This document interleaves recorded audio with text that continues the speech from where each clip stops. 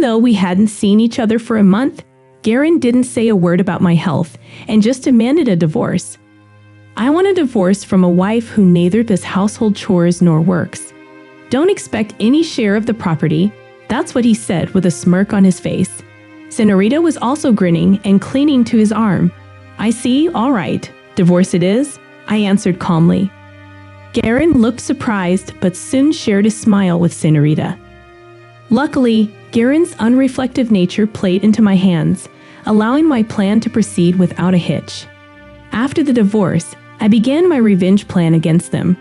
By the time it's complete, my illness should be better, and their crying faces will be my celebration.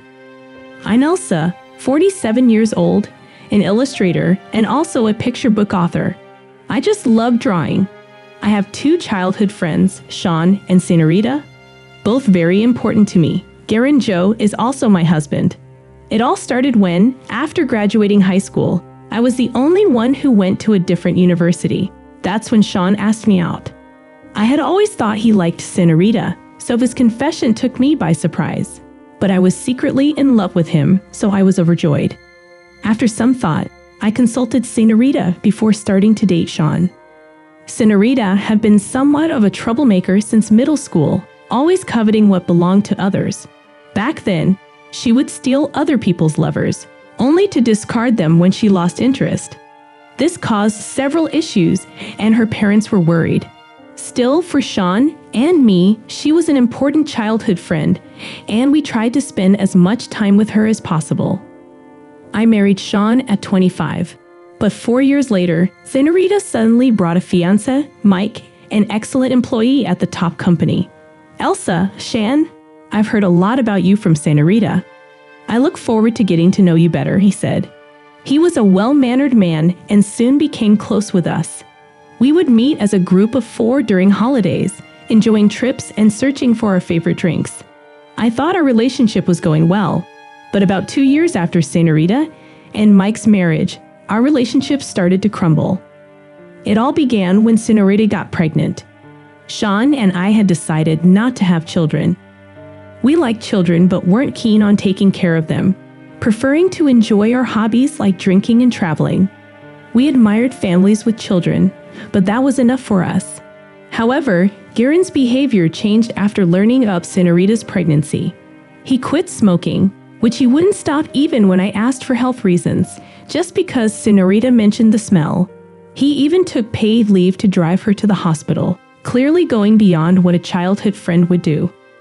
You know, if you stay too close to Senorita, Mike might feel uneasy, I warned him. But you're busy, right?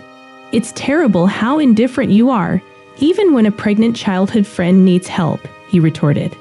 I'm trying to help out, so I do the shopping, and when necessary, I run errands here and there. I think accompanying Senorita to the gynecologist is going a bit too far, though, I said to Sean, who frowned in response. Then he stared at me intently and answered with anger, Senorita wants me to do this. She says she's scared of the checkups. I can't let her go alone when she's feeling like that. If she's scared, she should have Mike accompany her. Going with her every time makes it seem like you're the child's father, I argued. You're not going to be pregnant anytime soon. So what does it Mike here? Sean dismissed my advice, becoming gradually more irritated, and finally snapped, shut up. We rarely fought since our marriage, but ever since Senorita's pregnancy, we've been arguing more frequently. The situation didn't change after Senorita's delivery. Garen's time spent with her and her child, me, only increased. However, when Tom turned 5, an incident occurred. The night before Tom's preschool graduation, Sean was searching through the bedroom closet. What's wrong? Do you have a business dinner tomorrow? I asked, noticing his suit carelessly thrown on the bed. His workplace had a casual dress code except for formal meetings. No, I'm deciding what to wear for the graduation ceremony. Wait, you're planning to attend Tom's graduation? I explained. Mike can't make it, and Senorita asked me to come, he replied. That's just wrong, I protested loudly, causing Sean's expression to sour. I knew he sometimes picked up Tom from preschool, and I had also helped occasionally. That level of assistance was fine. but it was unusual for a father's friend to attend a graduation ceremony in his place, even if they were childhood friends. Are you still doubting my relationship with Senorita? I'm disappointed you can't be more supportive, he said. It's not about that, I insisted. Regardless of what you say, I'm attending the ceremony tomorrow. Don't forget to iron my shirt, Sean declared, ending the conversation abruptly. Left with no choice, I contacted Senorita. Hello, Senorita. About tomorrow? Oh, tomorrow? Yeah, I'm borrowing Sean. Thanks, but won't Mike mind? I asked. What are you talking about, Elsa? I haven't even told Mike about the graduation. I'll tell him after it's over, she replied casually. I was astonished. Senorita hadn't informed Mike about any of the preschool events, and it seemed Sean was being passed off as the father. What are you thinking doing this? It's incredibly disrespectful to Mike just because you're childhood friends. Hey, what's wrong? You seem kind of scary, Elsa. Senorita interrupted me, saying, Well then, I'm counting on you for tomorrow, and cut off my words by hanging up the phone. I was trembling with anger towards her. But in the end, I ironed Garen's shirt, prepared his tie, and properly saw him off the next morning to Tom's graduation ceremony. After this incident, Senorita and Sean began going out together more often.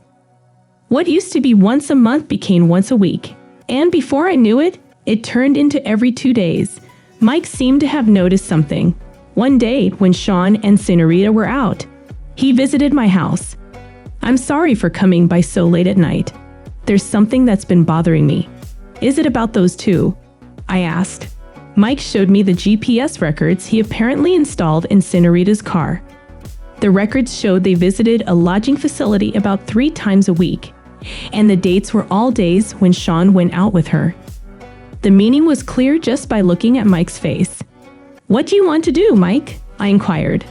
I want to take revenge on them. I feel the same. I can't forgive them for betraying us after all this time together.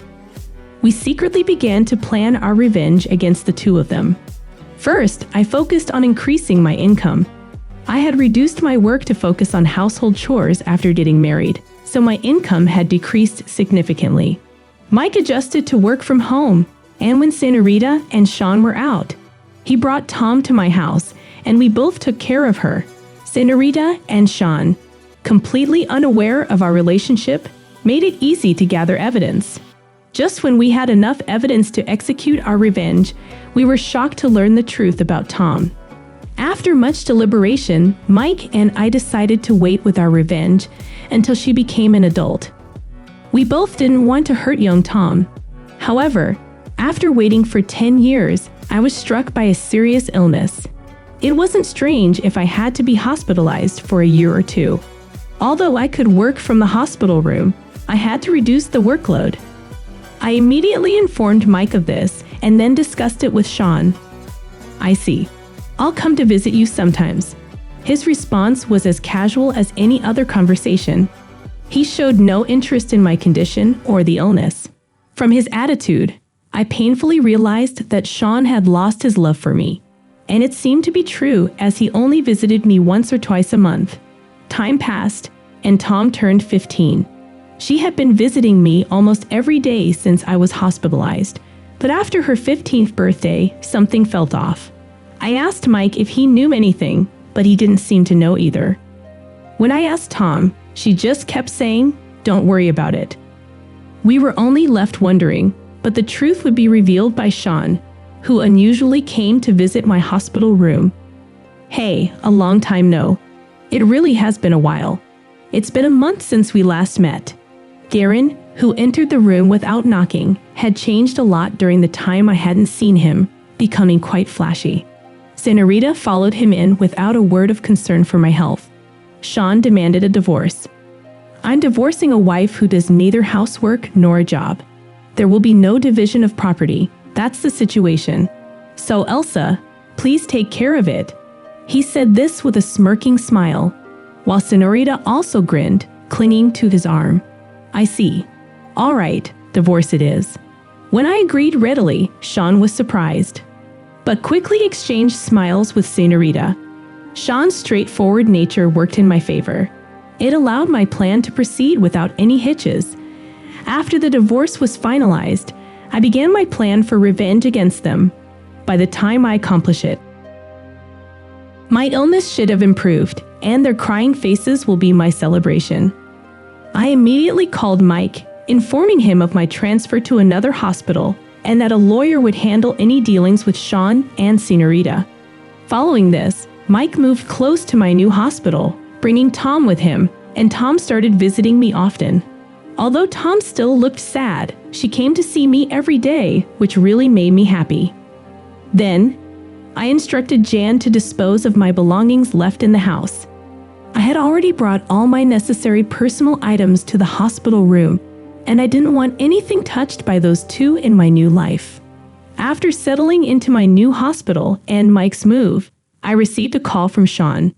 It was during the few minutes I was away from my room, but there were already 30 missed calls on my smartphone. A bit annoyed, I picked up the phone when it rang again. "Yes, what is it?" "Finally, you answered," Sean said. "Hey, what the heck is going on?" I could hear a real estate agent sounding lost in the background of the agitated Sean, and Senorita was yelling loudly, which made my mood sink. "What do you mean? What's going on?" "The house." "Why are we being kicked out?" Sean raised his voice, clearly not considering any fault on their part. I answered calmly, "Of course, after all, that was the room I rented."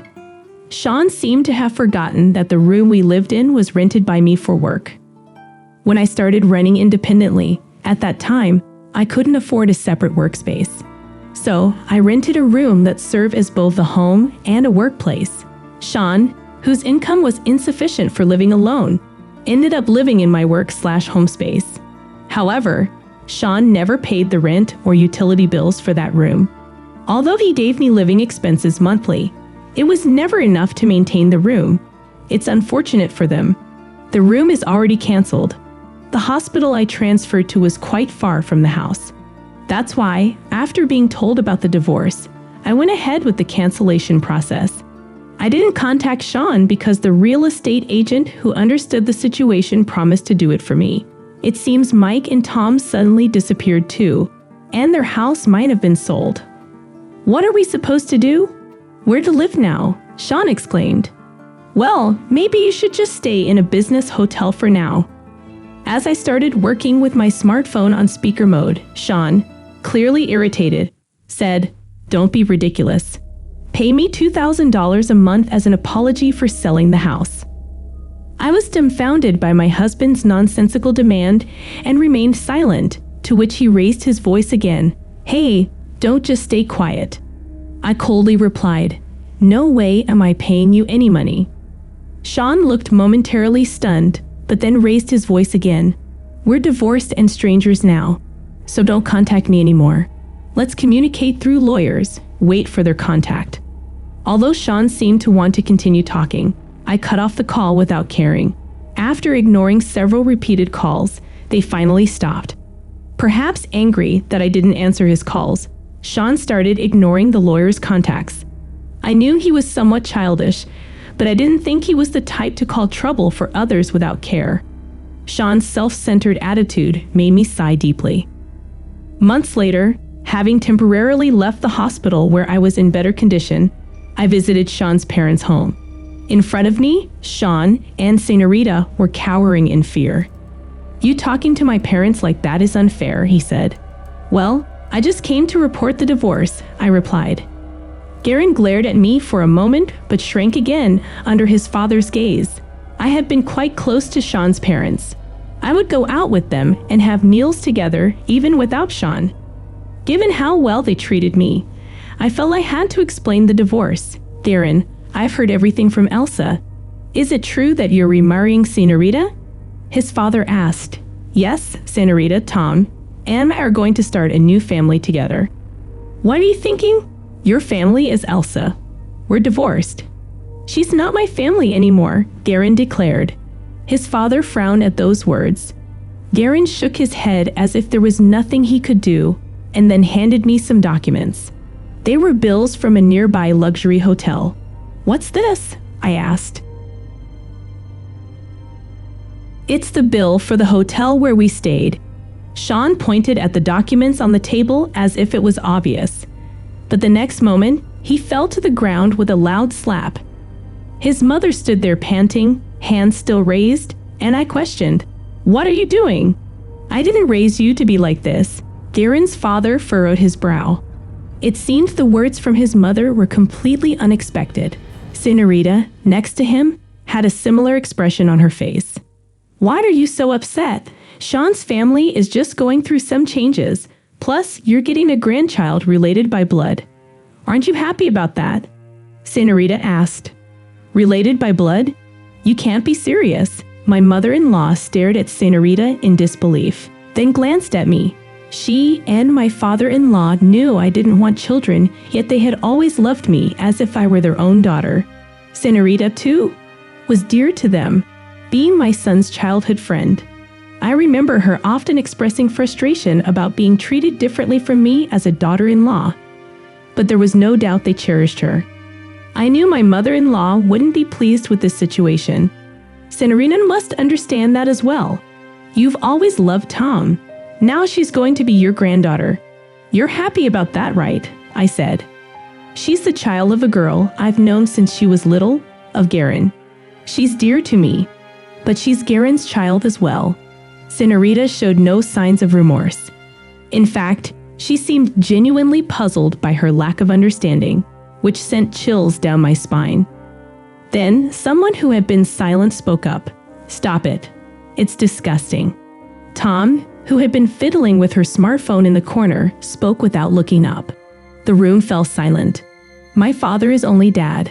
Whether or not we're related by blood doesn't my care. But Dad always said I was his daughter. "That's why I'm his daughter, not yours," Tom said coldly to Senorita, then sat next to me, seemingly on the verge of tears. "I was worried you hate me when you found out, but Dad assured me you wouldn't. That's why I came here," Tom continued. "I see, Tom. I loved having you visit me in the hospital every day. I could never hate you. I love you very much, Tom." I reassured her and hugged her dearly. The child born from Sean and Senorita's affair is a fact, but she's the girl I've cared for 15 years. It's impossible not to feel affection. By the way, I turned to Senorita. "Didn't you find it odd that I wasn't surprised to learn Tom is Garen's daughter?" As Senorita gasped in surprise, another person entered the room. "I've known all along for the past 10 years. Mike's sudden appearance clearly unsettled Senorita. She had been seeking a divorce from him recently, citing irreconcilable differences. "I was truly shocked when you proposed divorce. Let me remind you, we're still not divorced. You haven't filed for it. Have you noticed?" Senorita had assumed Mike would handle all the divorce proceedings. "It's appalling," Mike added, expressing his displeasure with the situation. Soon, I now spend my time creating new illustrations and stories, surrounded by the support of my father-in-law and Tom. Looking back at the tumultuous journey, I realized that life has a way of surprising us. Despite the betrayal and pain caused by Sean and Senorita, I found strength within myself.